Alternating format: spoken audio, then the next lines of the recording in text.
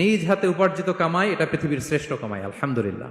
পরিশ্রমের মাধ্যমে যে উপার্জন, এটাকে ইসলাম আমাদেরকে উৎসাহিত করে। শুধু নামাজ, রোজা, জিকির এগুলো নিয়ে ইসলাম আমাদেরকে পড়ে থাকতে বলেনি। কোরআনিক অর্ডার হচ্ছে আপনার নামাজ শেষ, আপনি বেরিয়ে পড়বেন, কাজে বেরিয়ে যাবেন। ফাইদা কুদিয়াতিস সালাতু ফান্তাশিরু ফিল আরদি ওয়াবতাগু মিন ফাদলিল্লাহ। বিধানটা কার বলুন? আওয়াজ করে বলুন, বিধানটা কার?